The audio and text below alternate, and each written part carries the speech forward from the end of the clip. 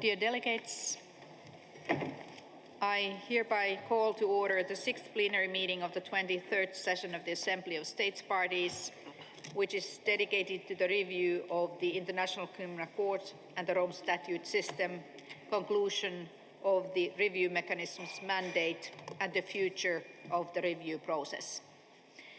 I am pleased to welcome our distinguished State Party representatives on the review mechanism, Ambassador Paul van den Eyssel from the Netherlands and Ambassador Michael Imran from Sierra Leone, and representatives of the court. Likewise, I welcome all delegations, civil society and other stakeholders joining us for this important discussion. Following the publication of the independent experts' report on 30th September 2020, the Assembly established a review mechanism at its 19th session with the clear goal of assessing the 384 recommendations outlined in the report. Since then, the review mechanism has operated efficiently, making significant strides in completing the evaluation of all but one of the 384 recommendations. The categorization of IER recommendations and the comprehensive action plan developed by the review mechanism and adopted by the Bureau in 2021 have been crucial in guiding the process and ensuring proper assessment and implementation of all recommendations. As the review mechanism's mandate comes to a conclusion, we recognize its vital role in fostering constructive dialogue to ensure the continued effectiveness and accountability of the court. Reflecting and building on the progress made in the last 4 years, we look ahead to the transition of oversight responsibilities to the Bureau. As you know, the Assembly will request the Bureau to continue monitoring the implementation of these recommendations through existing governance structures or in any other forum it deems appropriate. This transition would allow to keep up the momentum of its important process and to further our joint work towards the strengthening of the court and the Rome Statute system. Today's session will provide an opportunity to examine the important work of the review mechanism and the continuation of the implementation of the remaining recommendations. I very much look forward to hearing your views on the future of the review process. This success would not have been possible without the active involvement and commitment of all key stakeholders, including state parties, the court focal points, the court, Assembly mandate holders, the Staff Union Council and civil society. Their cooperation and dedication have been vital in helping to move this process forward and ensuring that the IER recommendations were carefully considered and acted upon. Before I conclude, I extend my deepest appreciation to the review mechanism, to all stakeholders involved, and to the Assembly for their unwavering commitment to this process. Allow me to wholeheartedly thank Ambassador Paul van den Eyssel and Ambassador Michael Imran, as well as the country focal points, Bangladesh, Chile, and Poland, for their tireless efforts to make this process as smooth and efficient as possible. The conclusion of the review mechanism's mandate does not mark the end of our efforts, rather it marks the beginning of a new phase in our collective pursuit of a stronger and more effective International Criminal Court. I thank you. I now invite the State Party representatives of the review mechanism to take over this plenary. I wish you all a constructive and enriching discussion.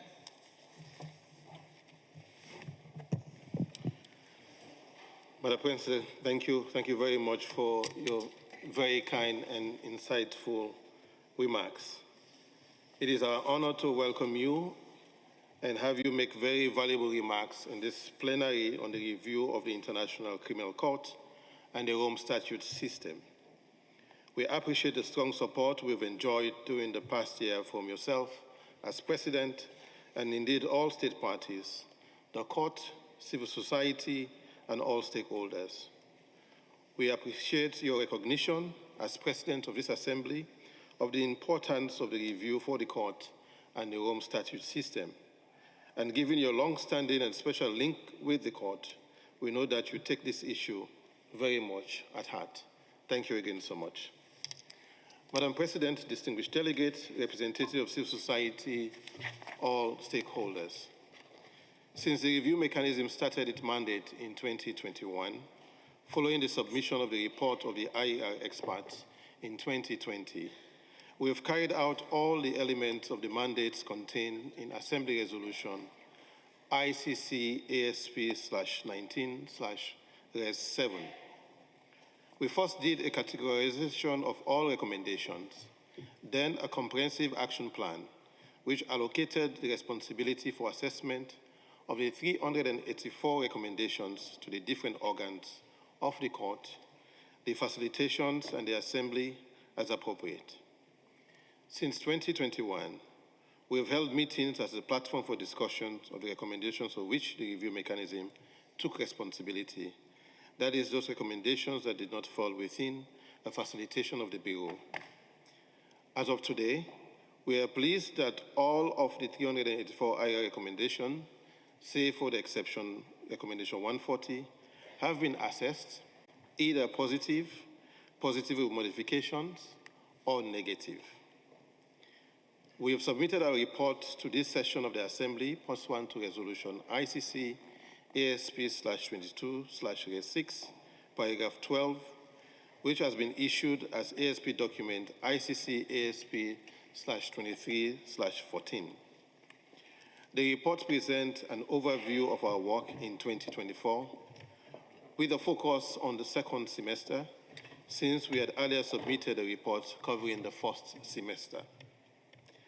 Our work in 2024 focused on a tenure policy, which you would recall was deferred by the Assembly last December until 1st January 2025. The review mechanism is grateful to the Registry Legal Office for its assistance and support, and for preparing the amendments to the staff regulations and rules, which will be necessary to give effect to the tenure policy. We also discussed the introduction of a moratorium on the recruitment of staff from non-state parties as of 1st January 2025. We are grateful to the African group which presented the elements of the tenure policy, which were approved via a silence procedure and formed the main body of the resolution on the moratorium. Annexed to our report are 3 draft resolutions on a tenure policy, on the introduction of a moratorium, and on the review of the court and the Rome Statute system. As regards the review process, it is encouraging that the court and the Assembly have implemented or are in the process of implementing the recommendations that were assessed positively or positively with modifications. That is, of course, the essence of the review exercise, achieving concrete improvement and not a ticking the box exercise. The implementation of some recommendations will be long-term. For example, workplace culture. We encourage sustained focus on the implementation of the IR recommendations.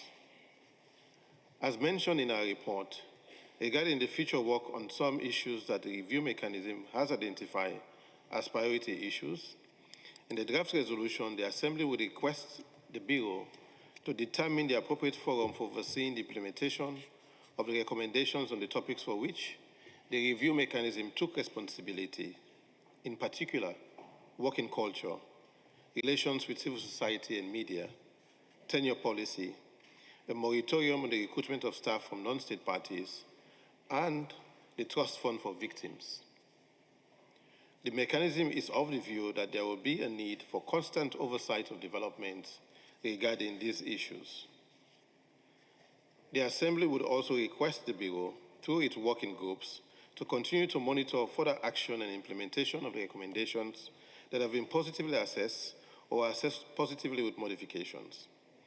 In the draft resolution, the Assembly will also give mandates to the Assembly mandate holders and the court for follow-up work on the oversight over the implementation of IAR recommendations. Let us stress once again in this context, the success of the review exercise is dependent on the actual implementation of the positively assessed recommendations. In our report, we also recommend that the Assembly requests the Secretariat to keep the metrics on progress in the assessment of the IR recommendations updated and to circulate the matrix in advance of each annual session. As we have mentioned on many occasions, the matrix is a living document that will be updated to reflect the status of implementation of the respective IR recommendations. In that respect, we would recommend to change the name of the matrix to include progress on implementation. We would like to now invite your views on the review process and its future. These suggestions will be very helpful for the Bureau moving forward. While there is a list of speakers, we encourage you, even if you have not inscribed, to take the floor to make points that you wish to raise on the work of the review mechanism and the future of the review process. And as you've been hearing from my co-state representative on the review process this year, I will now yield the floor to Ambassador van der Eijsels to proceed with this plenary. Ambassador. Thank you very much, Michael. I mean, as you are familiar to this two-man show, and we continue to the very end, and I'm happy about that. Before we begin with the speakers list, I would like to invite Mr. Herat Abtahi, who has been with us on this journey from the start, the court focal point for judiciary, to make some remarks on behalf of the court. Herat, you have the floor. Thank you, ambassadors. Good afternoon, everyone. Indeed, as you've said, I've accompanied you and the review mechanism full life cycle since the beginning as one of the three court focal points. My colleagues graciously agreed that we do what we did last year, which is that I speak for all of us. So, because I've been with you since the beginning, I could not think but just for a fraction of a minute think about the genesis of this and the fact that whilst the independent experts panel was established before COVID, most of the work ended up being conducted during COVID, and the report itself was released in September 2020, where we were all wearing masks. And many of these meetings took place through computers. There were 384 recommendations, over 348 pages, almost a numerical anagram. We all worked hard, the court, you, states parties, to go through this within this period of 4 years to proceed with the assessments. Recommendations that concerns every aspect of the court, organ-specific, but also governance, internal, but also external relationship with you. Workplace culture, which was a very important aspect also of this review, which included, among other things, ethics and prevention of conflicts of interest, for example, or internal grievance procedures. But there were also a lot of discussions on human resources. Tenure is one of these sub-elements, and also budget process, performance indicators, strategic planning. So every aspect of the court's activities or mandate was covered. During these 4 years, we, the court, did our utmost to complete the assessment of all the recommendations for which we were responsible.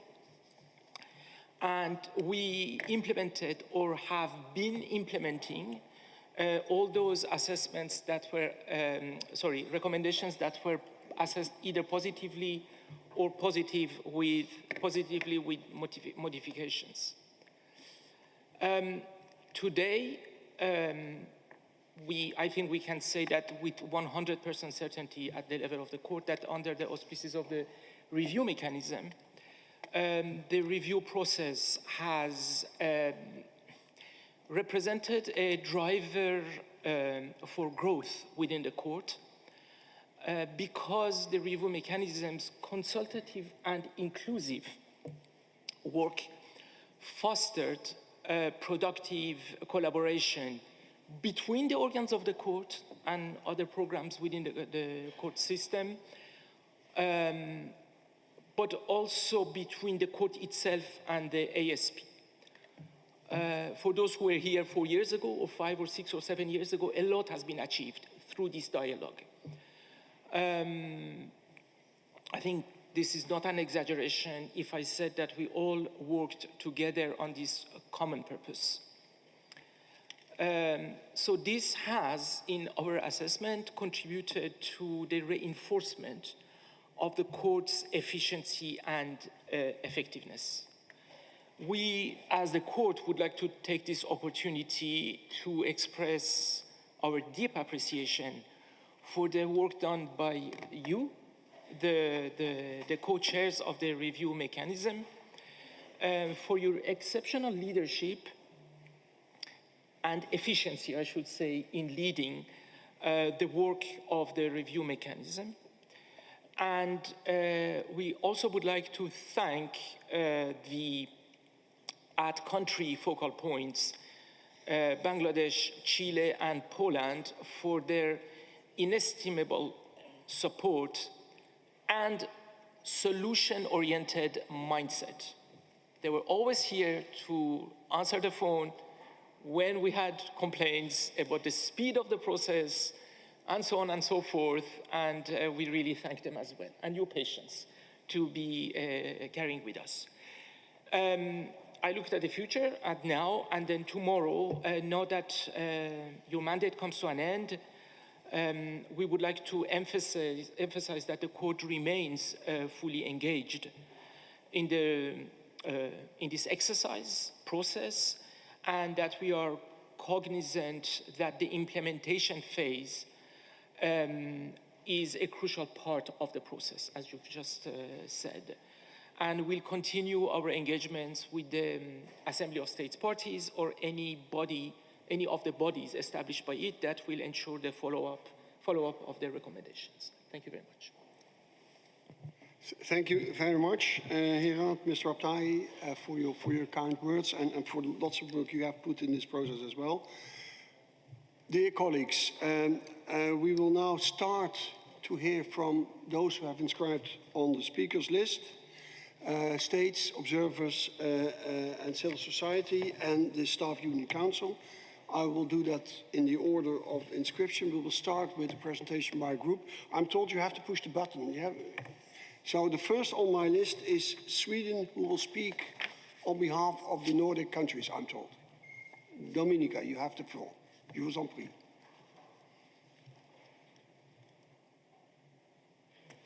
Thank you, Chair. I have the honor to speak on behalf of the Nordic state parties, Denmark, Finland, Iceland, Norway, and my own country, Sweden. The review process has been an immense joint effort. We wholeheartedly thank the review mechanism, in particular Ambassadors Michael Kanu and Paul van der Ijssel, the country focal points for their work and guidance in the past few years. We extend our appreciation to the Assembly mandate holders, the court focal points, as well as the state party delegates. We welcome and commend the court's effort and engagement in this process. As we have completed the assessment phase, we need to continue to focus on implementation. This is probably the most important part of the review mechanism. We welcome that implementation oversight will become part of the regular structures of the Assembly of State Parties. Enhancing the court's governance and further implementing the one court principle is and will be of utmost importance. An important outcome of the review was the introduction of an efficient tenure policy for management position that could improve staff motivation and internal mobility. We particularly welcome continued discussions on workplace culture and tenure policy within the ASP structures. We also welcome that continued attention will be given to the Trust Fund for Victims after the conclusion of the review. The conclusion gives us an opportunity to look at how current facilitations could be restructured. Chair, one of the major issues that the independent expert review identified was the workplace culture at the court. The Nordic countries have, during the review process, placed particular emphasis on improving workplace culture and staff well-being. We acknowledge the efforts of the court so far. However, the staff surveys, as well as the latest IOM reports, show that much more work has to be done. It is for the senior management of the court as a top priority to improve the workplace culture at the court. We encourage continued commitment and steps towards concrete improvements. A healthy working environment would also enhance the efficiency of the court. We can reassure the staff of the court that an inclusive and healthy workplace culture, staff well-being, and gender equality will remain a top priority for the Nordic states. We believe that active participation by staff in the implementation of recommendations, including through the Staff Union Council, is key to sustainable results. The Nordic state parties remain committed to ensuring that the ICC and the Rome Statute system are optimized to deliver on the core mandate of fighting impunity and delivering justice for the victims. I thank you. And allow me to take off my Nordic hat and speak in my personal capacity. And I would particularly want to thank my Polish colleague, Paulina Dudzik, for all her hard work. I would also want to extend a special thanks to my colleague from Canada, Chris, my colleague from South Africa, Cornelius, and Dia from Estonia, as co-sponsors of our proposal on the tenure proposal, and thanks for their support. I thank you. Thank you, and thank you very much for your kind words addressed to us. Others will thank you perhaps outside this hall. Next on my list is the Ambassador of Mexico, Ambassador Morena Toscano. I don't recognize you, I don't know where you sit, but you have the floor. Ah, voilà, madame, vous avez la parole. Gracias, señor presidente. México agradece a los embajadores Paul van der Sol y Michael Canu por su labor respecto del mecanismo de revisión. Agradecemos también a los puntos focales de Chile, Polonia y Bangladesh, así como a la Secretaría de la Asamblea de Estados Parte, por su labor a lo largo del proceso de revisión de la Corte Penal Internacional y el sistema del Estatuto de Roma. Hacemos también un especial reconocimiento al grupo de expertos independientes por su apoyo, conocimiento y trabajo durante los pasados años, el cual se vio reflejado en las 384 recomendaciones plasmadas en su informe del 30 de septiembre de 2020. Sus aportaciones permitieron a los Estados parte clasificar y evaluar sus propuestas de manera adecuada. Agradecemos a los órganos de la Corte y a sus puntos focales por su acompañamiento y trabajo en el proceso, así como en la implementación de las recomendaciones. El mecanismo de revisión ha cumplido un papel fundamental para fortalecer el funcionamiento de la Corte y asegurar la implementación de las recomendaciones del grupo de expertos independientes. Este esfuerzo ha permitido no solo una evaluación estructurada y holística de las operaciones de la Corte, sino también avances significativos en áreas críticas como la cultura laboral, así como en la relación con la sociedad civil y los medios de comunicación. No obstante, es cierto que aún quedan asignaturas pendientes a las que habrá que dar seguimiento, en particular a la cultura laboral. En la reciente mesa redonda sobre este tema, se mostraron importantes avances, pero también se subrayaron desafíos persistentes que deben ser atendidos. Temas como el liderazgo, la igualdad de género, el bienestar del personal y la eficacia en el manejo de denuncias siguen requiriendo acciones inmediatas y sostenidas. El fundamento de la Corte, junto con el apoyo de los Estados parte, es fundamental que mantenga este tema como una prioridad, con miras al construir un entorno laboral respetuoso, incluyente y eficiente, en el que todo el personal pueda desempeñar sus funciones con integridad y confianza, siempre teniendo presente una perspectiva transversal de género. Por otro lado, vale la pena señalar las recomendaciones encaminadas a contar con procedimientos más efectivos en la Corte, tanto en la Fiscalía como en las salas, con el objeto de asegurar que la impartición de justicia sea accesible, expedita, imparcial e independiente. Existen diversos puntos contemplados en el mecanismo de revisión que siguen siendo prioritarios, por ejemplo, la salvaguarda de la independencia de la Corte y su Fiscalía, así como la promoción de una supervisión eficaz, una buena gobernanza y una adecuada rendición de cuentas en sus actividades. A futuro, la Corte y los Estados deberemos trabajar en conjunto para asegurar la mayor efectividad en los procedimientos, desde los exámenes preliminares hasta las apelaciones. Debe ser interés de todos nosotros y de todos los órganos de la Corte seguir trabajando para responder de mejor forma a las medidas políticas externas contra la Corte, cuya legitimidad es clave para lograr sus objetivos judiciales. No podemos aceptar presiones externas. La implementación total de las recomendaciones evaluadas positivamente o con modificaciones ha sido y continuará siendo un trabajo conjunto que requerirá nuestra atención constante.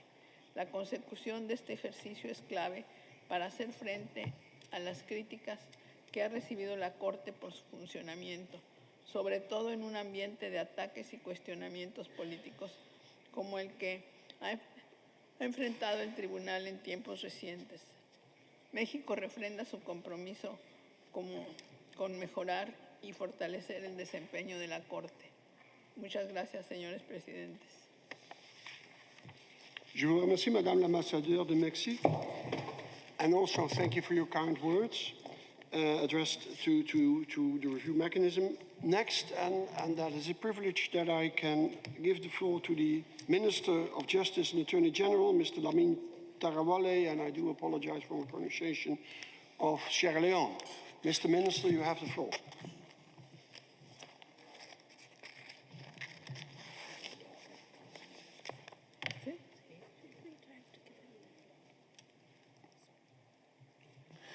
Good afternoon. As we reflect on the journey of the International Criminal Court and the Rome Statute over the past 2 decades, we must acknowledge both the significant achievements and the challenges that have shaped this system of international justice. The ICC has played a pivotal role in advancing accountability for the most heinous crimes, contributing to the development of international criminal law and providing a platform for victims to seek justice. The very existence of the court underscores the importance of the rule of law and the need for states to unite in the fight against impunity for atrocity crimes. In 2018, this assembly of state parties reflected on the ICC shortcoming, which had become evident over time. These challenges call for our collective attention and action. The launch of the review process in 2019, the subsequent work of the independent expert review, and the concrete recommendations made to the ASP and the courts, as well as the work of the review mechanism, must be seen as a part of a dynamic and collective effort to strengthen the court, enhance its impact, and ensure that the Rome Statute system remains fit for purpose in addressing the evolving challenges of international criminal justice. At this plenary, Sierra Leone wishes to emphasize the importance of the outcomes produced by the review mechanism, which are critical for the continued strengthening of the court and the Rome Statute system. Over the past years, the review mechanism has made significant progress, having assessed all but one of the independent experts' recommendations. Since its establishment in 2020, the mechanism has fostered constructive dialogue on the ERI recommendations and broader institutional reforms. As for this session, Sierra Leone acknowledges and welcomes the work of the review mechanism and its outcomes. Among these, the proposal to implement a tenure policy starting January 1, 2025 stands out as a vital step towards enhancing the court's efficiency and institutional coherence. Similarly, the moratorium on the recruitment of staff from non-state parties proposed by the African Group and also to be effective from the 1st January 2025 highlights the importance of aligning recruitment practices with the principles of equitable geographical representation of state parties and the goal of universality. My delegation believes this measure will not only reinforce the court's commitment to universality, but also enhance its operational consistency. Excellencies, distinguished delegates, as the Assembly transition oversight of the review process to the Bureau, Sierra Leone looks forward to continued constructive engagement among state parties to ensure effective implementation of these outcomes. We also emphasize the need for the Bureau to determine the appropriate forum for discussion on the review mechanism's work. In this regard, we propose the establishment of a dedicated facilitation focused on victim issues, which remain of paramount importance. In closing, Excellencies, Sierra Leone commends the progress made on the review process and the results achieved thus far. We stress the importance of sustained collaboration to address the evolving needs of the court as it continues its mission. Our delegation remains steadfast in its commitment to a shared vision of a robust and impartial institution dedicated to upholding justice, accountability, and the rule of law. I'll conclude by paying a well-deserved tribute to the co-chairs of the review mechanism, Ambassador Paul Den Vencel of the Netherlands and Ambassador Michael Imran Kanu of Sierra Leone, as well as the dedicated Air Committee focal point, the Bangladesh, Chile, and Poland, for their valuable contributions in complementing their mandate with efficiency, transparency, and inclusivity. I thank you. Thank you very much, Mr. Minister, for your very valuable statement, and I think your suggestions on the future are duly noted. And thank you for being here. Next on my list is the Ambassador of Chile, one of the country focal points, Ambassador Carvajal Martin. You have the floor. Yeah, voilà.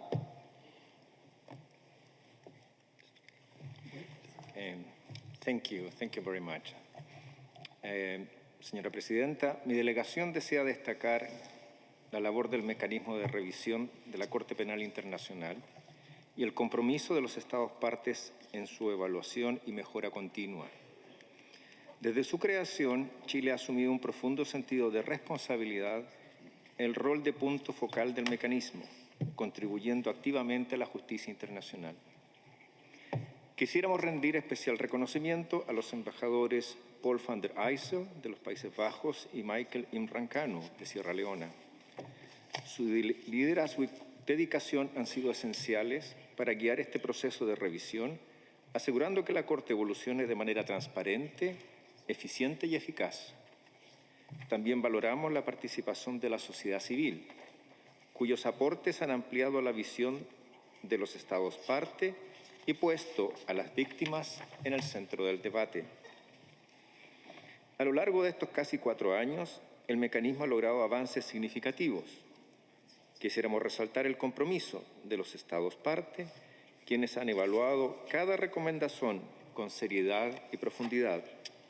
Este trabajo colectivo ha permitido fortalecer los pilares de la Corte y sus órganos principales y subsidiarios. Destacamos la elaboración de una categorización detallada y un plan de acción integral que ha servido de hoja de ruta para evaluación de todas las recomendaciones del informe de expertos independientes. Gracias a este trabajo colectivo se han fortalecido los pilares de la Corte, mejorando su eficiencia operativa y consolidando su legitimidad mediante principios de transparencia y responsabilidad. De especial relevancia es la matriz que documenta el estado de evaluación y aplicación de las recomendaciones, herramienta fundamental para visualizar el progreso y el impacto de este proceso. Reconocemos que algunas recomendaciones, como las relativas a la cultura de trabajo, requieren un compromiso sostenido y una implementación continua. Es responsabilidad de los Estados partes garantizar que estas recomendaciones sigan avanzando hacia su concreción y así asegurar el impacto positivo de este proceso. Hacemos un llamado, entonces, a los Estados partes y a la Asamblea para garantizar el seguimiento de las recomendaciones evaluadas positivamente para que se traduzcan en mejoras concretas en el funcionamiento de esta Corte. Los avances alcanzados deben proyectarse hacia el futuro, consolidando una institución más sólida y transparente, comprometida con su misión de ser un pilar de la justicia internacional. Muchas gracias, señores. Thank you, Ambassador. There's something wrong with what's happening. So it's better? It's okay. I have a very strange sound, but maybe that's of course the earphone. Sorry. Technique never been my strong. Look, thank you very much, Ambassador, and of course we thank you and your predecessor for all the work Chile has done in the review process. Next on my list is the Ambassador Susanna Gordon of New Zealand, the Ambassador to the Netherlands. Ambassador Gordon, you have the floor.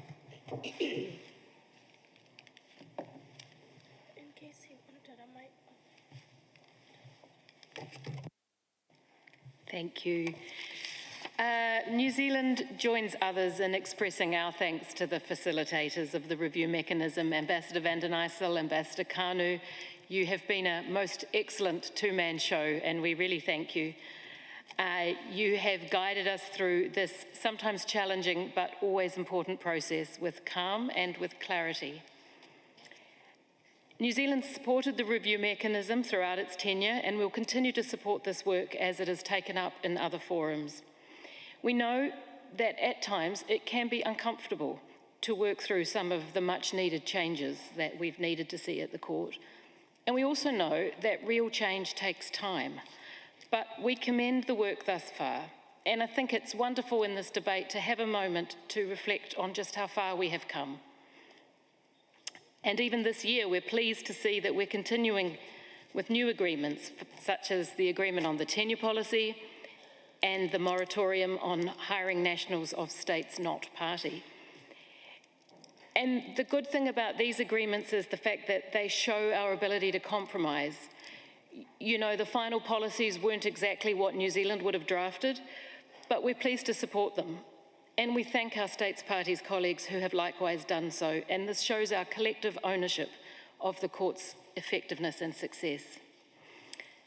Ambassador van den Ijssel, you said in your address on Monday that while attention to external threats is necessary, the internal rigour, strength and efficiency of the court is equally important, and we agree.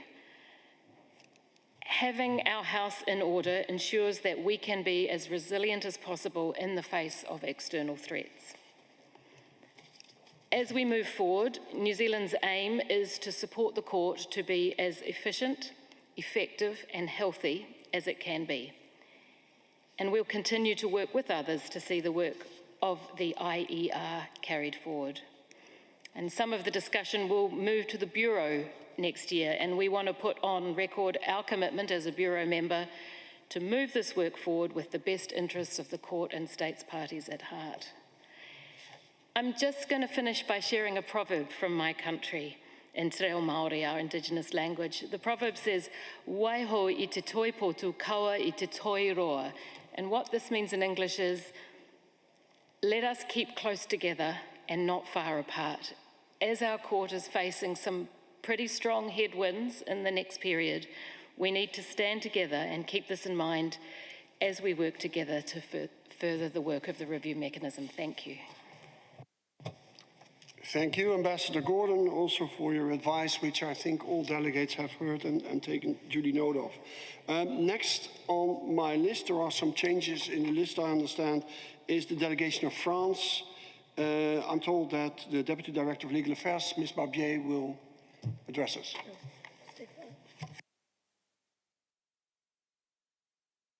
Sorry, she has been replaced with Mr. Stéphane Louard. Vous avez la parole, monsieur. Merci, Monsieur le Président, Excellences, Mesdames et Messieurs. La France fait partie des principaux États parties ayant soutenu la mise en place de la revue de la Cour en 2019. Elle a permis un audit en profondeur, après presque 20 ans d'activité, de la seule juridiction permanente pour juger les crimes internationaux les plus graves. Le mécanisme de revue, avec l'aide des divers groupes de travail du Bureau de l'Assemblée des États parties, a permis d'assurer un suivi efficace des 384 recommandations formulées par les experts indépendants que nous souhaitons à nouveau remercier pour leur travail. Nous sommes convaincus que cette revue a considérablement contribué à améliorer le fonctionnement de la Cour. À l'heure où le mandat du mécanisme de revue touche à sa fin, la France tient à exprimer toute sa gratitude aux points focaux pour le travail accompli, en particulier vous-même, Monsieur l'ambassadeur Van den Eyssel, ainsi que l'ambassadeur Canu.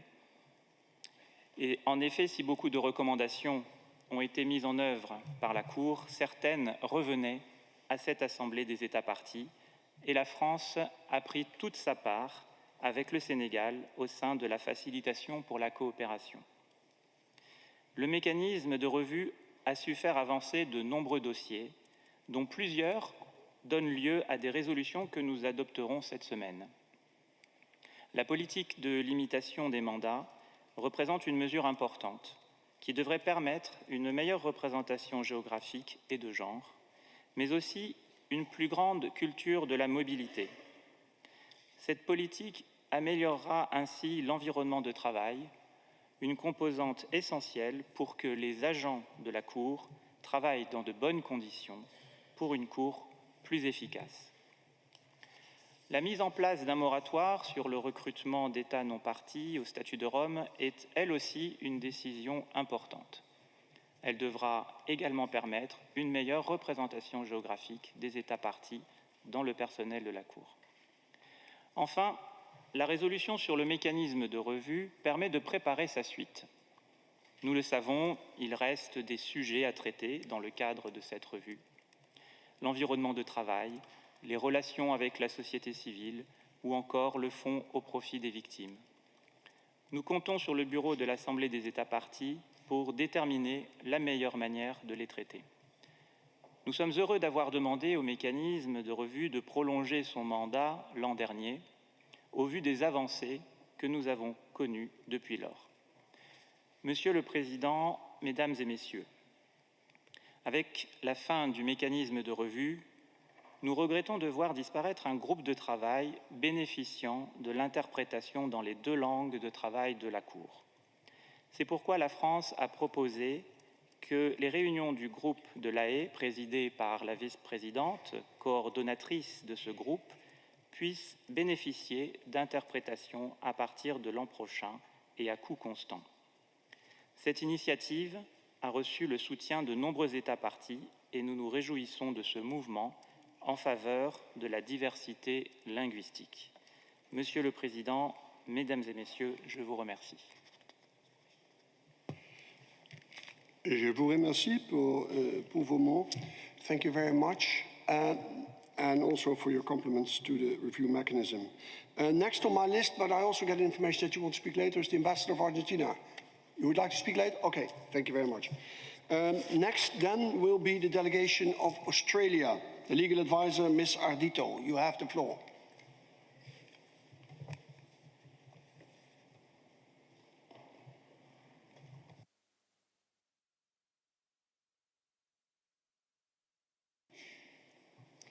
Thank you very much to Ambassadors Van den Ijssel and Kanu and the Ad Country focal points. Excellencies, distinguished delegates, Australia welcomes the successful conclusion of the mandate of the review mechanism, which has made great progress in assessing the 384 recommendations assigned to it in the independent expert review, most of which we're pleased to see are now being implemented.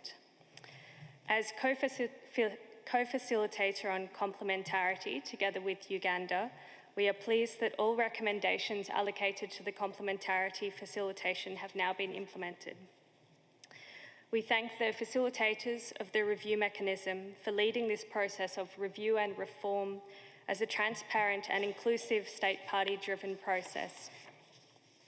And we commend the constructive engagement of both the court and states parties in the review process and ongoing dialogue on reform. However, we, like others in the room, consider the process of reform to be an ongoing one. The onus rests upon the court and all states parties to continue to identify aspects of the court's functioning which require strengthening, to ensure our significant collective investment in the review and reform process continues to pay dividends. We underscore the importance of ongoing attention on the court's internal workplace culture, noting that achieving cultural change cannot happen overnight and is an ongoing endeavour. We welcome this matter remaining under discussion in the appropriate forum. Australia is committed to strengthening and supporting the court, and we remain focused on ensuring that the court is optimally placed to deliver its core mandate now and into the future. Thank you. Thank you very much also for your kind words. Next on my list is the Republic of Armenia. Mr. Kyriakiosian. And again, I do apologize for the pronunciation. Armenia.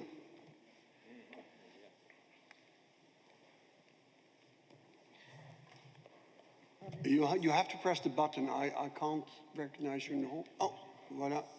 You have to press the button. Would it be convenient to request for later? Yeah, it's fine with me, but we already have a couple of later, yeah. and later will not be far away because we're not going to go into an evening session. I'll request the floor then. I'll come back to you. Yeah, thank you. Okay. Next is the delegation of Poland, also a country focal point. Pani Paulina Ducik, proszę bardzo. Thank you, Ambassador. Your Polish is excellent. Distinguished state party representatives of the review mechanism, distinguished delegates. Poland, as a member of the review mechanism at country focal point, has had the privilege of working on the review process from its beginning. Before I focus on the way forward, allow me to look at the road traveled to recognize the enormous amount of work that has been done by all stakeholders involved. We started by categorizing all 384 recommendations. By the way, I think this number is already symbolic. Tons of documents and hours of meetings led us to the thorough assessment of each of recommendations. In some cases, the outcome of this assessment is very tangible, for instance, an introduction of the tenure policy, while in other cases, further intensive effort is still required. And here I would like to refer to one of the topics for which the review mechanism took responsibility and which requires our special attention, namely the workplace culture. The review mechanism has always said that changing the workplace culture would not happen overnight. In the corporate language, it is said that the workplace culture change is essential to align employee and management behaviors with the overarching business goals. But the International Criminal Court is not just a corporation, and its staff members are not just employees. The reality is that issues of poor work culture are found in many bureaucracies, national and international, as well as in the private sector. I believe, though, that the ICC could and should become a leader in this field through the resolute action of its management. Workplace culture is what is really happening between people rather than what the leadership aspires for in new policies or strategies. Distinguished delegates, let me just touch upon one last issue. In the draft resolution on the review mechanism, we propose that the Assembly request the Bureau to determine the appropriate forum for overseeing the implementation of the recommendations on the topics for which the review mechanism took responsibility. Poland has been looking into streamlining the existing facilitations and finding a new home for the review mechanism's topics. Our suggestion would be the following. The topics related to workplace culture and trust fund for victims could be covered by the study group on governance. The issue of relations with civil society and media could be taken on board by the co-facilitators on complementarity. When it comes to the implementation of a 10-year policy and the implementation of a moratorium on the recruitment of staff from non-state parties, we think that the appropriate forum to oversee these topics could be the Hague Working Group. To conclude, if I may, I would like to take this opportunity for the last time, officially, to thank the review mechanism state party representatives, Ambassador Paul van den Eyssel and Ambassador Michael Cano, for their skillful leadership all these years. I thank the court focal points who have been always very committed to the cause and extremely helpful. And Mr. Abdahi, dear Hirat, you know that I always take your calls with pleasure.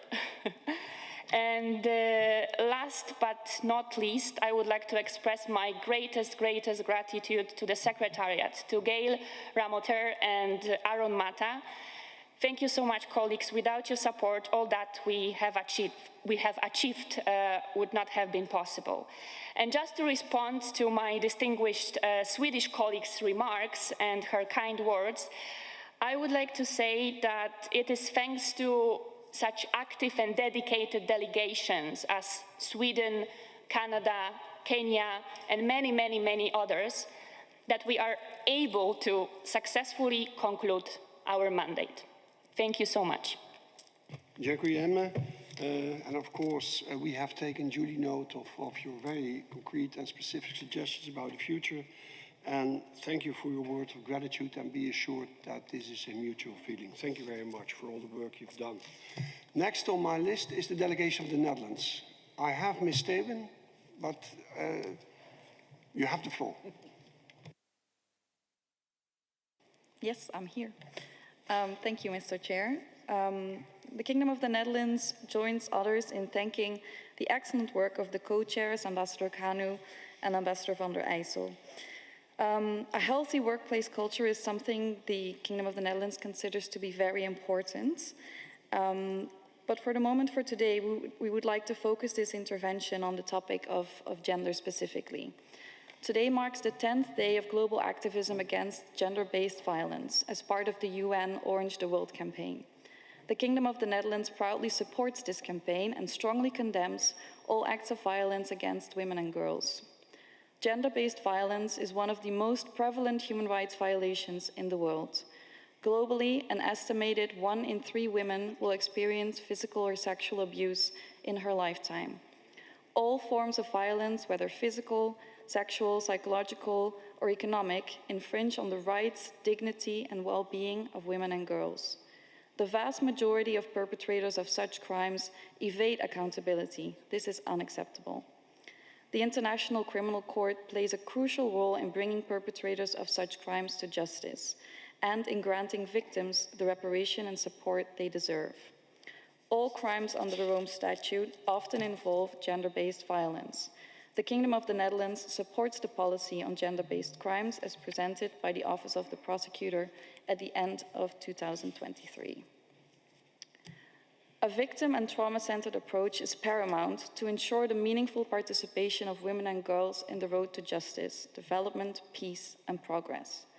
It is our collective duty as member states to the ICC to support the court in carrying out its mandate. We urge the court to continue prioritizing accountability for gender-based crimes from the evidence collection to the prosecution stage. A safe working environment within the court is essential for the court to successfully carry out its mandate. Therefore, we welcome the statement made by the President of the Court underlining the importance of this safe workplace culture. The Kingdom of the Netherlands has a zero-tolerance policy towards all forms of misconduct and harassment. Such cases must be handled with great care, led by a victim and trauma-centered approach with the presumption of innocence taken into account. The IOM plays a key role in this matter. We thank Mr. Zakleen Hidarali for his work as head of the IOM and wish his successor success in further strengthening the IOM. That being said, we also commend the President of the ASP's decision to request an external investigation in one particular case.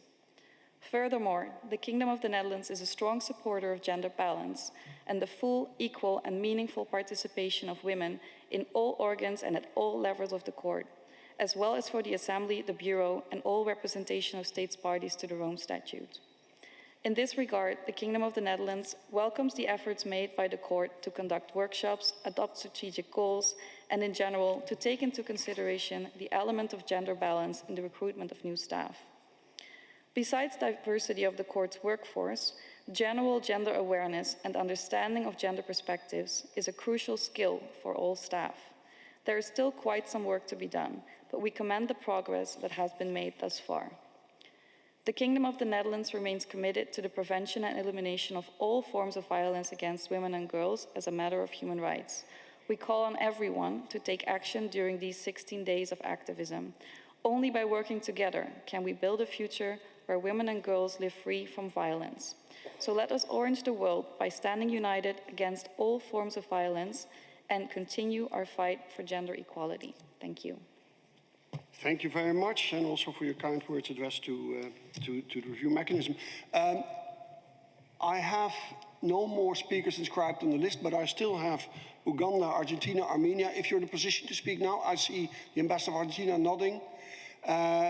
Then we first do the three speakers. I can also go through first to the civil society, but I see that Argentina is in a position to deliver its national speech. The Ambassador of Argentina has the floor. Muchas gracias, señor copresidente. Y lamento haber tenido que pedir cambiar mi posición en la lista de oradores, pero bueno, todos sabemos cómo funciona esto, con agendas múltiples. La Argentina desea reconocer el importante trabajo llevado adelante por ustedes, los facilitadores del mecanismo de revisión, los embajadores Paul van der Lexen de los Países Bajos y Michael Kanu de Sierra Leona, que permitieron completar prácticamente todas las recomendaciones oportunamente acordadas por esta Asamblea. En momentos en que esta Corte enfrenta numerosos desafíos, la implementación llevada a cabo de las recomendaciones permite contar con una Corte más y mejor preparada para hacer frente a tales desafíos. En vista de la naturaleza de este diálogo, abordaré solamente dos cuestiones. En primer lugar, como otros, la cultura de trabajo de la Corte Penal Internacional. Aun cuando coincido en que un cambio en la cultura de trabajo puede y va a llevar tiempo, no deja de resultar preocupante la existencia de hechos de inconducta de funcionarios, precisamente en momentos en que se implementan las recomendaciones de la Corte y que ponen en cuestión la credibilidad continua de la misma. Apoyamos, naturalmente, que las mismas sean objeto de un proceso independiente e inmediato de investigación e instamos a una implementación de las recomendaciones que impidan, tanto como sea posible, hechos nuevos. En segundo lugar, deseo resaltar el continuo déficit en el equilibrio geográfico en el personal de la Corte, a pesar de los esfuerzos que se están realizando. Y desde este punto de vista celebro el proyecto de resolución que en principio será aprobado en esta Asamblea de Estados Partes en relación con la moratoria a la contratación de personal de Estados no partes del Estatuto. Me parece que es un paso adelante importante a los efectos de colaborar al objetivo de lograr un equilibrio geográfico equitativo. Muchas gracias. Thank you very much, Ambassador Oyarzabal, for your intervention. I have three more speakers before I return to Armenia and Uganda. I have the delegation of Japan. Delegation of Japan, you have the floor.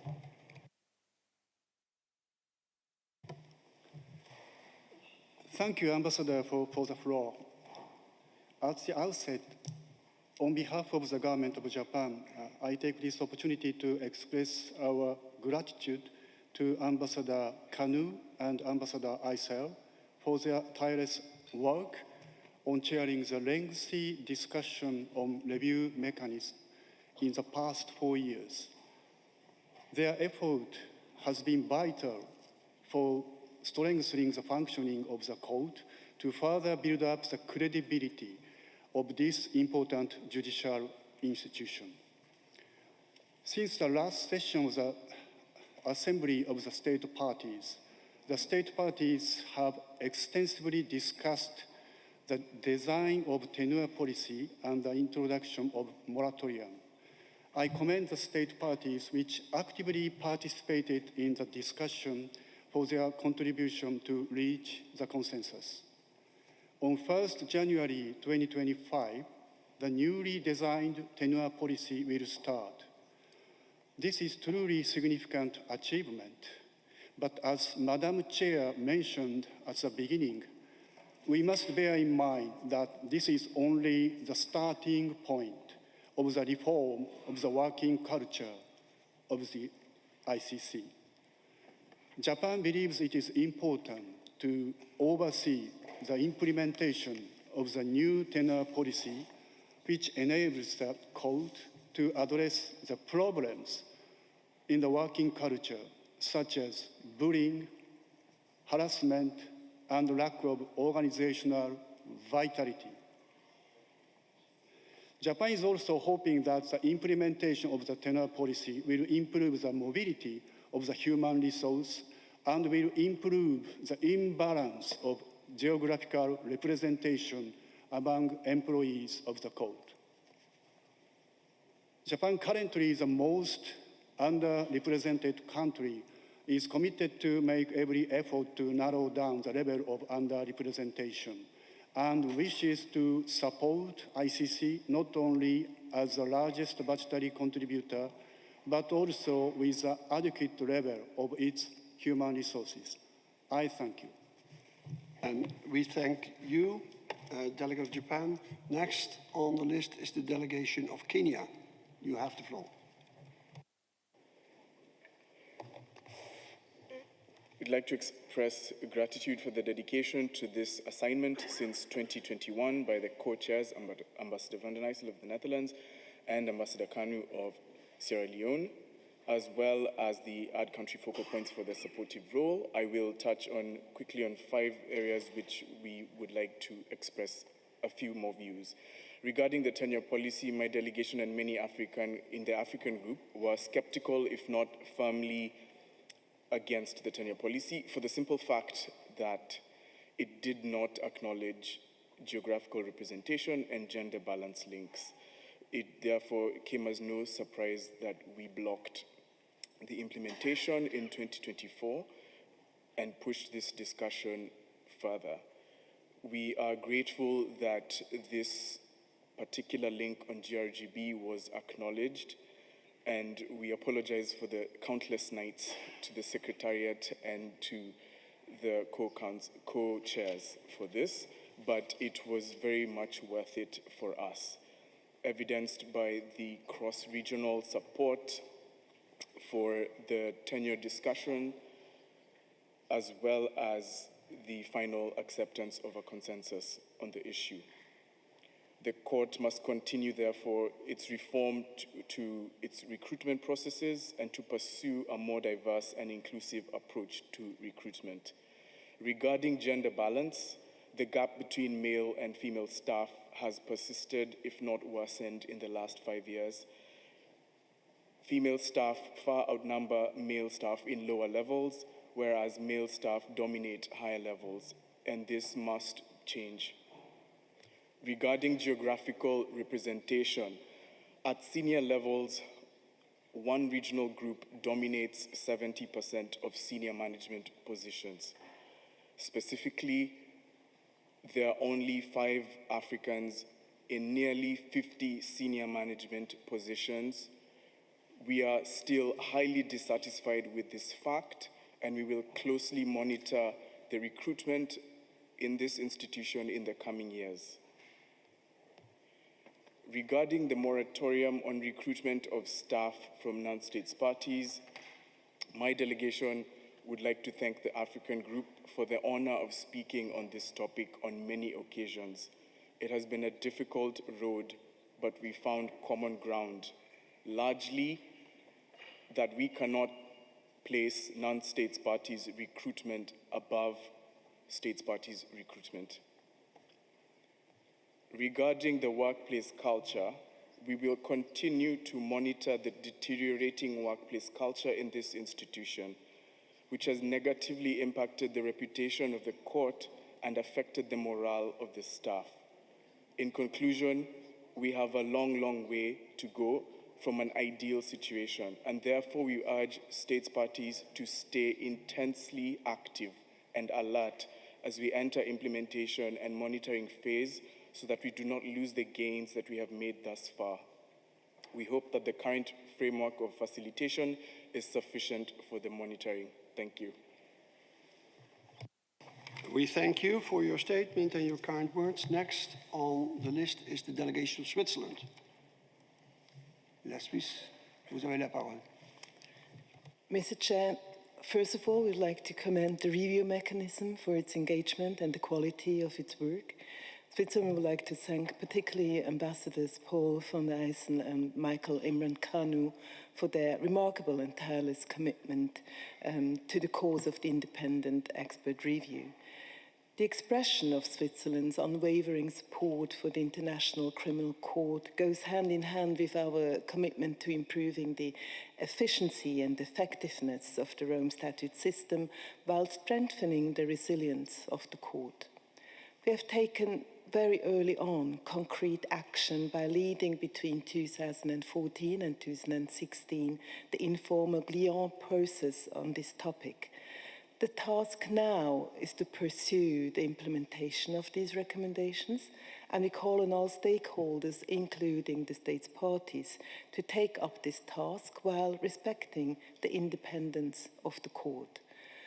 As a member of the Bureau, Switzerland will support solutions that enable the recommendations to be completed while making reasonable use of available resources. In this respect, the use of existing ASP structures to monitor the implementation seems the adequate way forward. While noting that all areas of work are equally important, as this has been underlined by other delegations, a sound working culture lays the foundation for a successful implementation and accomplishment in every other area.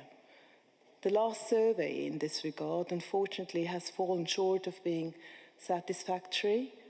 However, it has also shown that the sensitivity about workplace culture has increased and that entities such as the IOM, the Ombudsman, the Focal Point for Gender and Equality have shown their positive effect.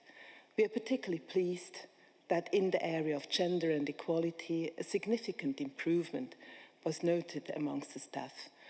We take this not only as a positive, but also a very much encouraging signal for further action on the implementation of the recommendations overall. Thank you. Thank you, Madam, for your speech and your kind words, and I'm sure your ideas and suggestions are duly noted by delegates. Next is the delegation of the United Kingdom.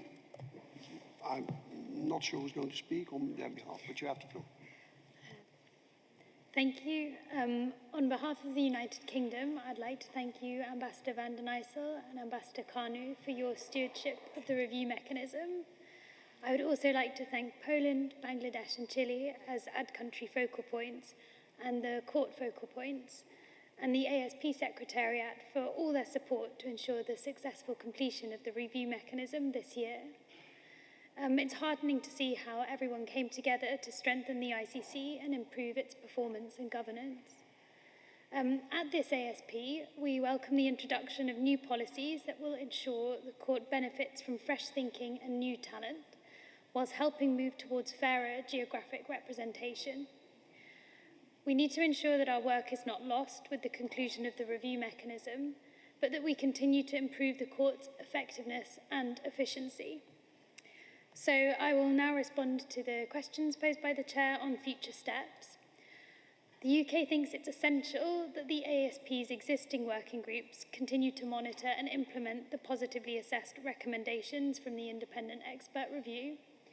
We think it's essential that, in particular, the topics of working culture and the Trust Fund for Victims find an appropriate home, and we suggest that this is as part of an existing working group, given that this work needs to move faster and go further to resolve concerning and critical issues.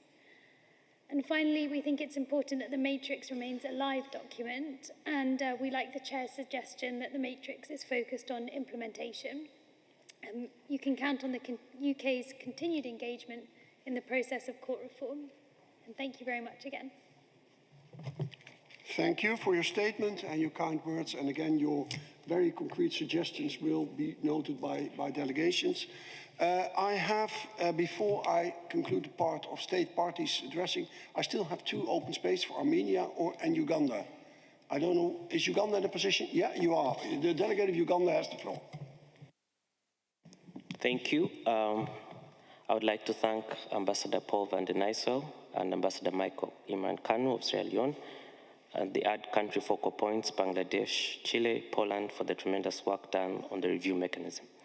Since its appointment, the review mechanism has carried out tremendous work during the 19th, 20th, 21st, and 22nd sessions, and we commend the review mechanism for the work that has been done up to this point. We note with appreciation the work done by the other assembly mandates, the court organs, and independent officers of the IER recommendations, especially on the positively assessed recommendations. We have before us 3 draft resolutions of the review mechanism for adoption on implementation of a tenure policy, the moratorium on the recruitment of staff of non-state parties, and the review of the International Criminal Court and the Rome Statute system. We would like to encourage that the Bureau and the Assembly continue to engage the court even after this review mechanism is done to find ways to improve equitable geographical representation and gender balance in professional posts.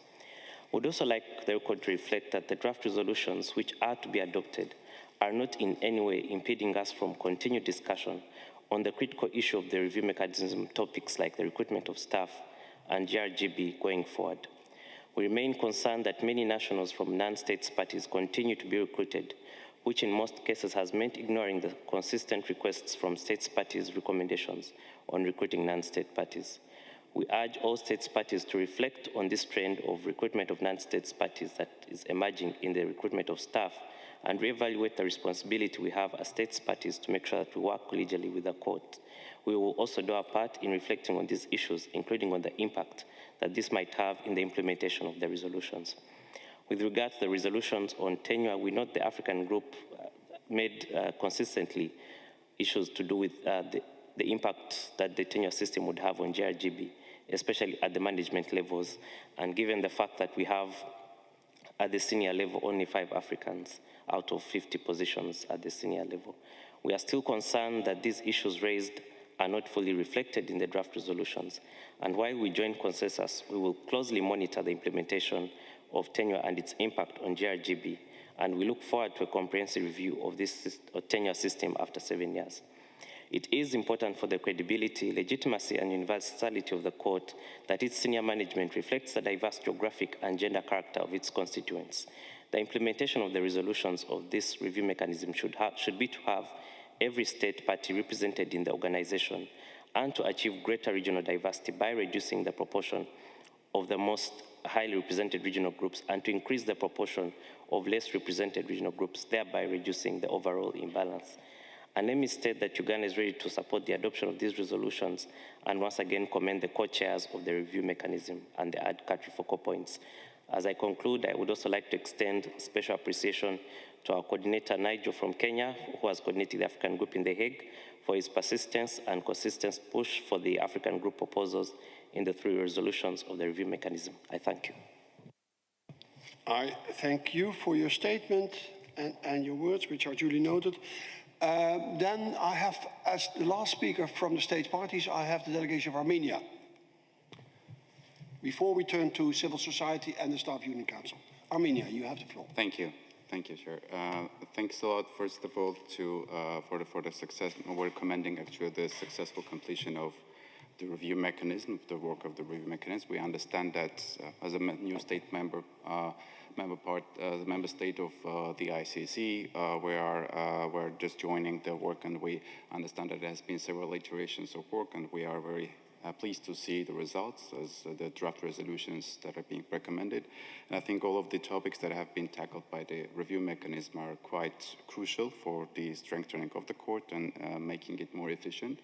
We specifically would like to highlight also the concerns raised by many delegations, including regarding the tenure policy implementation issues, where we have to be really mindful of the geographical representation and balanced representation, including in a senior staff of the court. That's, I think, very fair enough, and which goes also in hand also with the other proposal, which is relating to the moratorium of non-state parties, requests from non-state parties, which is another important aspect regarding the boosting up of the representation from different geographical areas of state parties, not putting the non-state parties above the state parties, which we find is important to follow up. And of course, important to see also the resolution of the review mechanism on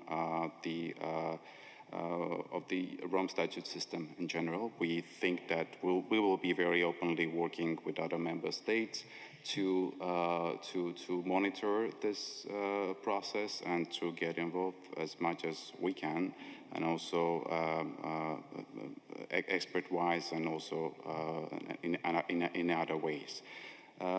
By this, just wanted to again thank for the work concluded, and we're looking forward to working with other member states. Thank you very much.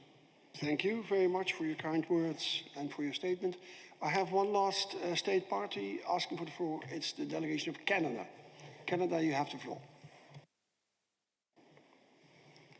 Thank you very much for the floor, Ambassador, and apologies I didn't inscribe formally, but in light of the very kind words that many delegations expressed towards Canada, I thought it would be appropriate to just make very short remarks.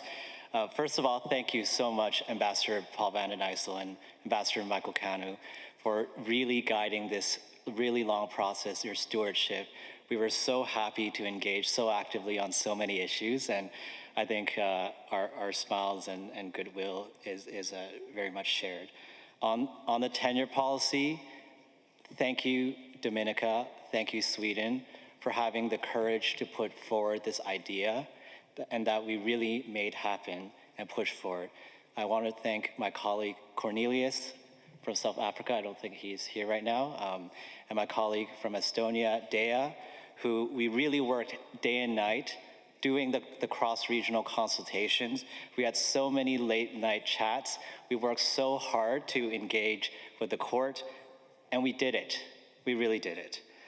I want to also thank my colleague from Kenya, Nigel, my colleague from Ghana, Senelor, for all the hard work and consultations we did to make the moratorium policy a success, one that preserves the ability of the court to hire language staff, one that preserves the ability of the court to hire in-country experts in situation countries, and one that achieves the goal that is common to all of us to achieve geographical representation and gender balance.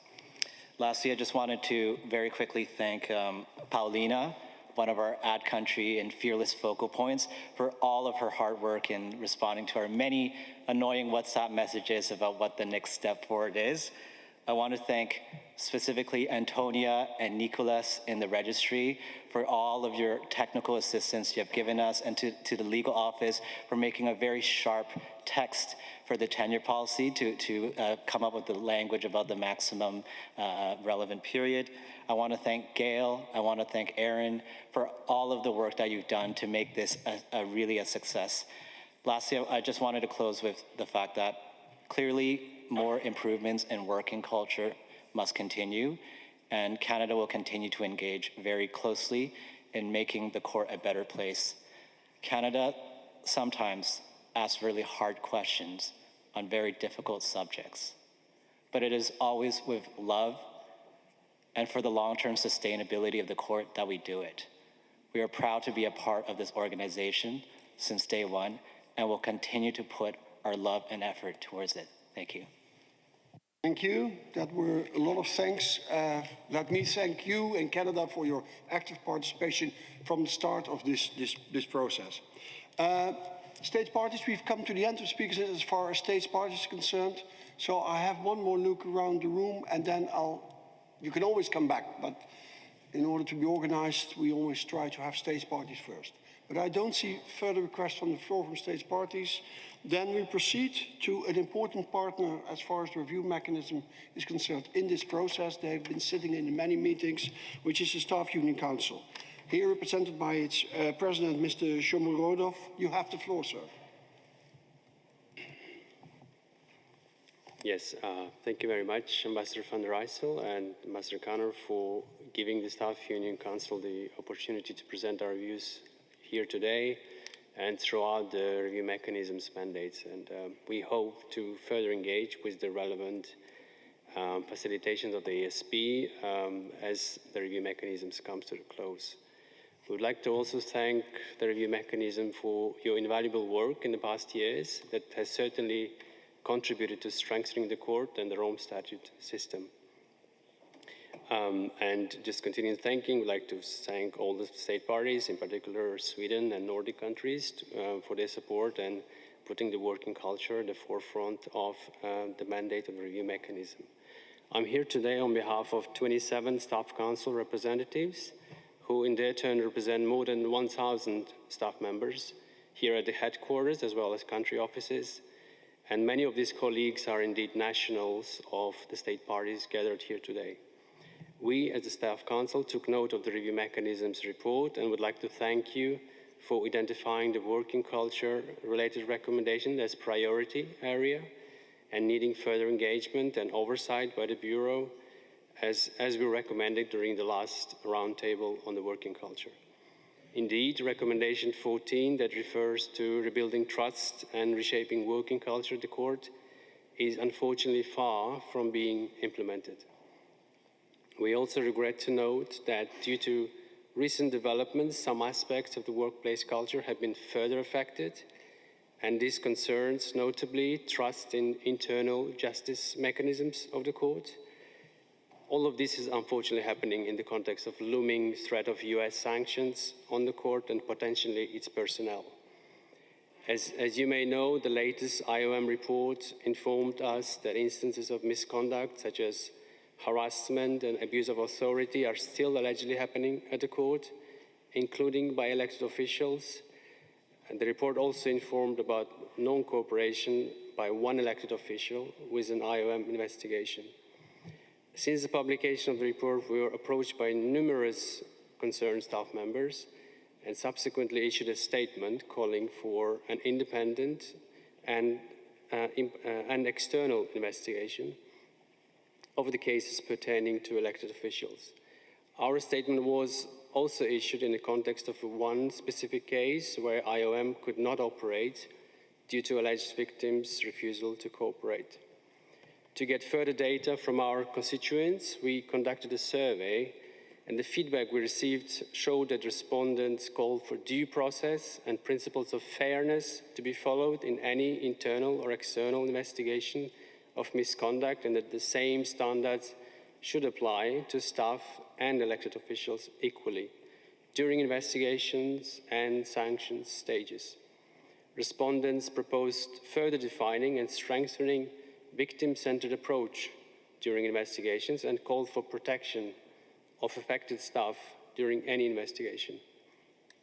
Staff told us that these recent events have affected their morale, well-being, and productivity, and this is at least happening in one of the organs. We will see what will staff engagement survey of next year show and to what extent the trust of staff in the institution and its internal mechanisms have been affected if no action is taken now. These ongoing issues, including leaks to the media, may have also impacted public confidence in the court's integrity and its mission. So what do we recommend? Number one, we recommend systemic reforms.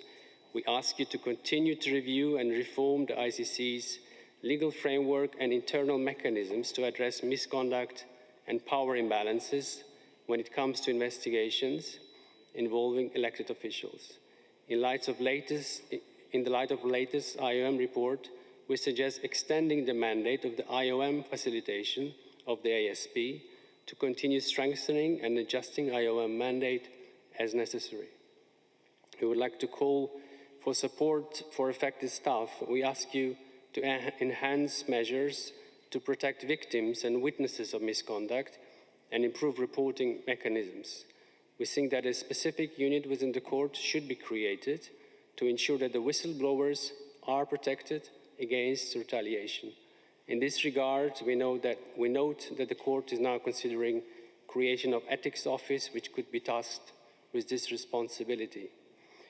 And last but not least, we ask you to protect the staff, your nationals, from external threat of sanctions so that they can focus and deliver on the mandate of the court. I thank you. Thank you very much. The delegates, we are at 4:30, but here we have some more time. We have 3 speakers inscribed, and then we will conclude. But that's, I think, how we proceed this afternoon. We are now in the civil society section, and as a general introduction, I would say that civil society has been a very important partner from the start of this process. Actually, they were also at the origin of this process to a large extent. So we're very happy to hear from them, and we start with the coalition of the CICC, and I have Ms. Diallo here on the list. Ms. Diallo, I don't know where you're sitting, but you have the floor.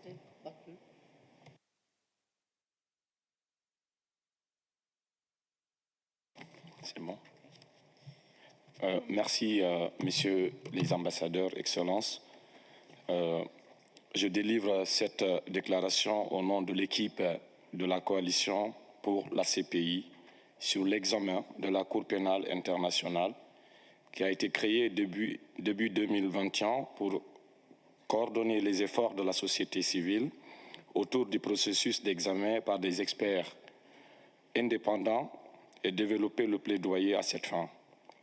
L'équipe qui fonctionne en français et en anglais compte plus de 100 représentants individuels de toutes les régions, y compris de nombreux pays en situation. Les organisations de la société civile et les défenseurs des droits de l'homme des pays où la Cour est active ont apporté des perspectives et des recommandations précieuses en tant que partie prenante clé du processus de révision, car ils documentent directement des crimes et apportent un soutien vital aux victimes et aux communautés affectées. Ils font également l'expérience directe des lacunes de la Cour. Au cours des 3 dernières années, ils ont partagé leur expertise et leurs meilleures pratiques sur un grand nombre de sujets émergeant du rapport des experts et donc de l'agenda du mécanisme, en particulier sur la sensibilisation et la communication, les droits et la participation des victimes et les efforts de complémentarité, pour ne citer que quelques exemples. Nous souhaitons exprimer notre gratitude à l'ambassadeur Michael Kanou et à l'ambassadeur Paul van den Bissel pour leur direction efficace et inclusive du mécanisme d'examen, en particulier pour les mesures inclusives mises en place pour faciliter l'accès et la participation de la société civile aux travaux du mécanisme, par le biais de réunions régulières en ligne et la fourniture d'interprétations en français et en anglais. Nous regrettons toutefois que la majorité des réunions du mécanisme en 2024 aient été fermées aux représentants de la société civile et à d'autres personnes, ce qui constitue une rupture regrettable avec les modalités de travail par ailleurs transparentes et inclusives du mécanisme d'examen tout au long de son mandat. Nous nous félicitons de l'engagement de l'AEP dans le processus de révision par sa détermination à suivre les actions et la mise en œuvre des recommandations évaluées positivement par le biais du Bureau et de ses groupes de travail. Nous maintenons que la prochaine phase du processus de révision ne devrait pas être un simple exercice de style, mais qu'elle nécessitera un engagement continu et sincère pour améliorer les performances de la Cour et l'impact global du système de statut de Rome. Dans la perspective de la poursuite des travaux en 2025, alors que le mécanisme tire sa révérence, nous recommandons que les principes fondamentaux suivants continuent de guider le processus. Premièrement, la transparence. Afin de maintenir la légitimité et la crédibilité du processus, notamment par une communication régulière et cohérente sur les progrès et les prochaines étapes disponibles dans différentes langues et garantissant l'accès de toutes les parties prenantes. Deuxièmement, et dans le même ordre d'idée, un engagement inclusif et significatif avec les parties prenantes. La société civile a été une partie prenante essentielle du processus d'examen depuis sa conception. Une pratique qui doit se poursuivre au fur et à mesure que le processus évolue vers le Bureau et ses groupes de travail, notamment par la traduction des documents, l'interprétation lors des réunions et organisations de réunions accessibles à la société civile dans le monde entier. Troisièmement, le processus doit continuer à respecter l'indépendance de la Cour en matière de justice et de poursuite. Nous nous réjouissons de poursuivre notre engagement dans le cadre de la révision en 2025. Je vous remercie.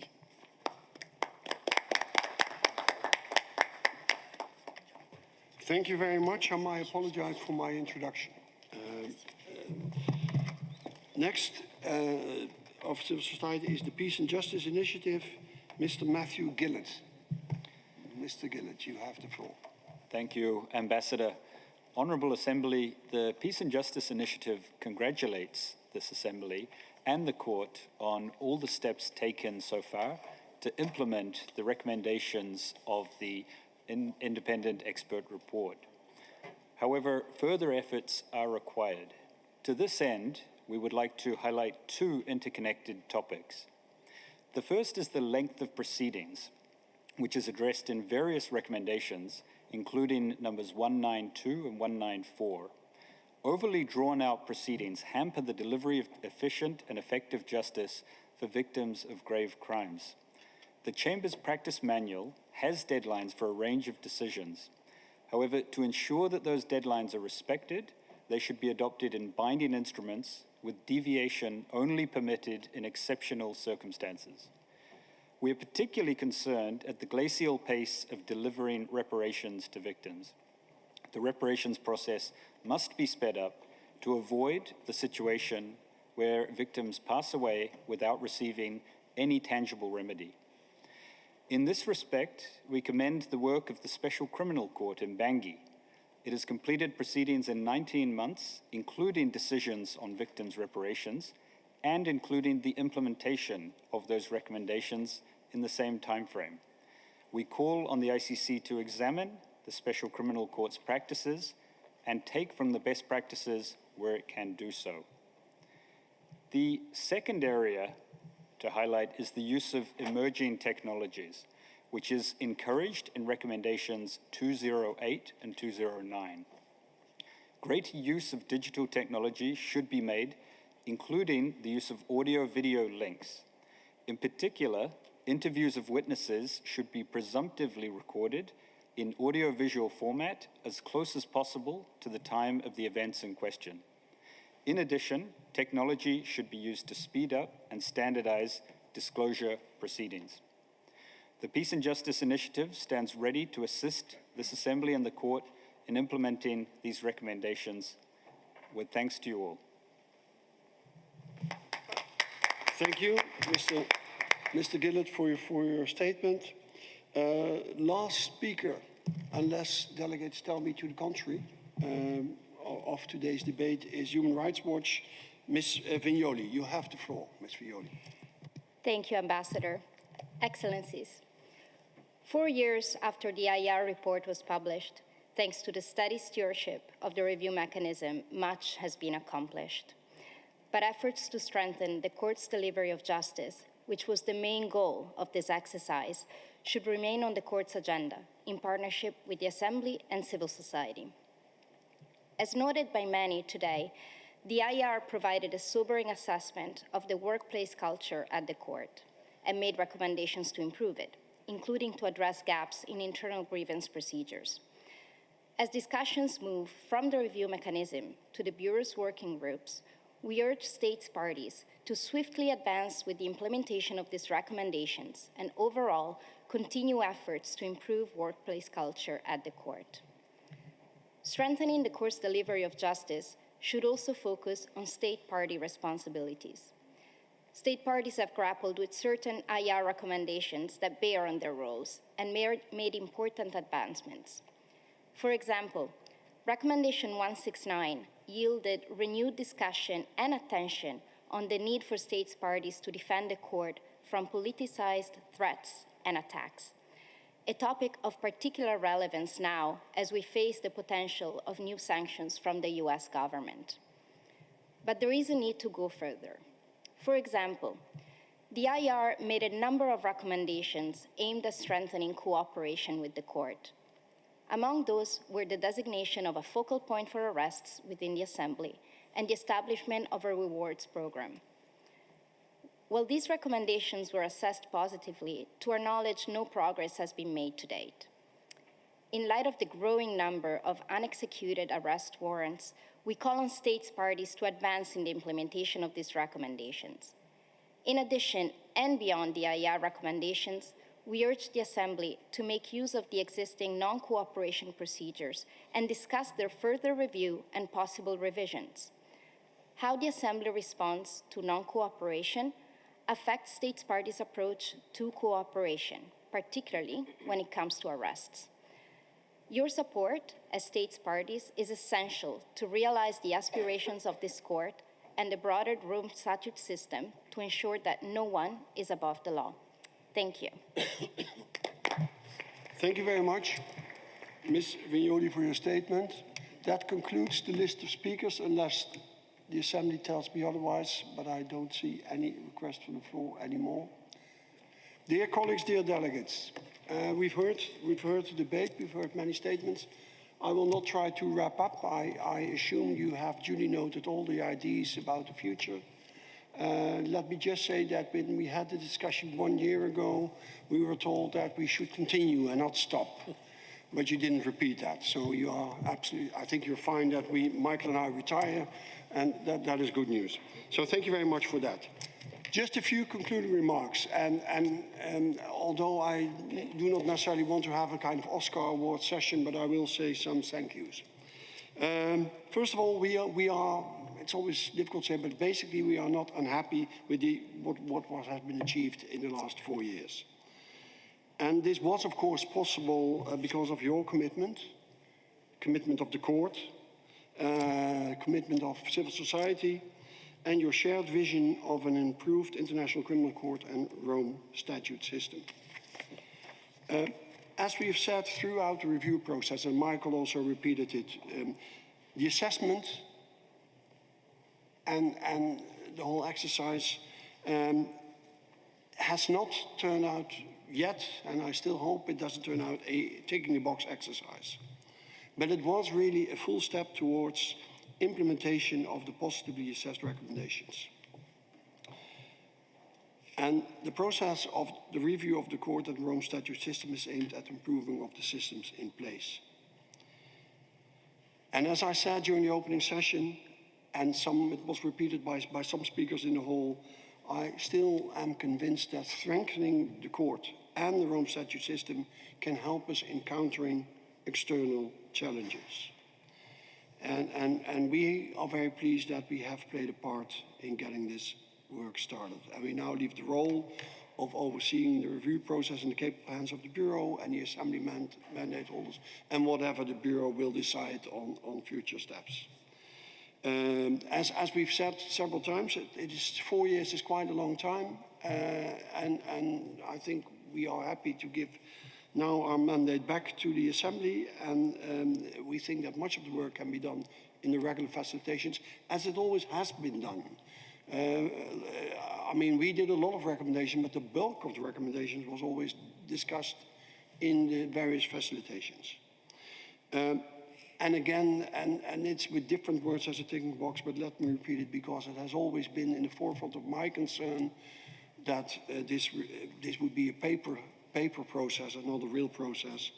It is, of course, the implementation that will decide whether this review operation is a success or it stays, in the end, a bureaucratic exercise. I think we are beyond that point, but we have to remain cautious. Well, there are so many stakeholders which I have to thank. I will be brief. As I said, it's not an Oscar award here, but first of all, the court focal points. They have been great inspiration and very helpful. Mr. Herat Abtai, who has joined us from the start, many meetings with state parties, bilateral, and that was very helpful.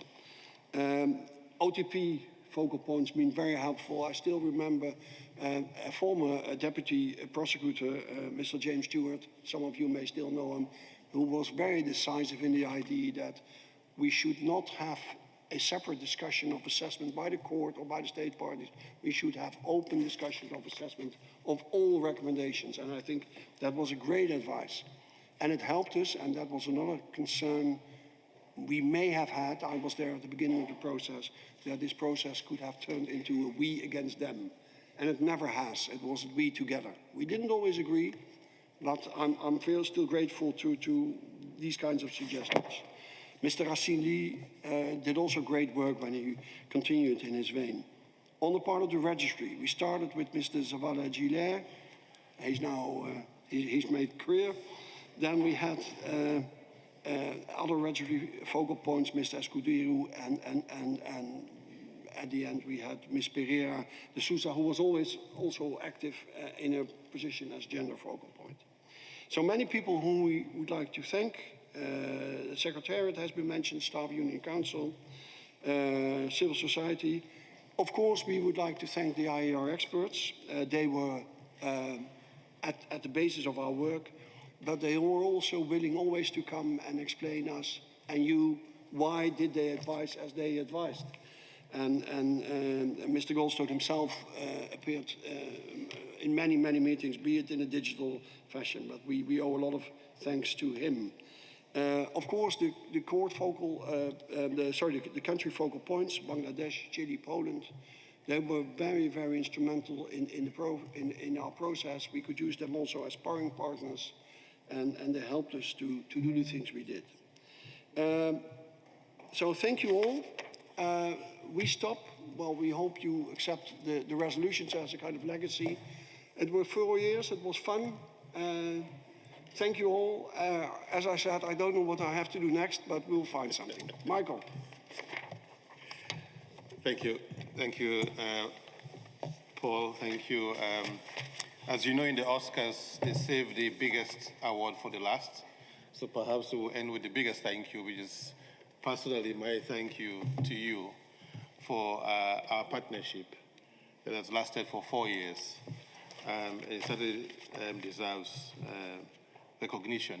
But let me just say a few words on sort of, again, not summarizing our discussion, but just framing it and conclude with the thank yous. I know we've spent some time already. I will summarize using 3 C's. The first C is the completion of the mandate. I think, as Paul said, last year we had that we should continue for 1 year, but for now I think we've all come to the conclusion that the review mechanism has completed its mandate. From what we've had from a process that was inclusive, transparent, comprehensive, and we're grateful for the support that we've received from all stakeholders. I will not go through the list which Paul has already mentioned. The next is concrete outcomes. We also heard from you that there were concrete outcomes, and certainly this process has not been ticking off the box exercise. The two issues discussed today are already clear.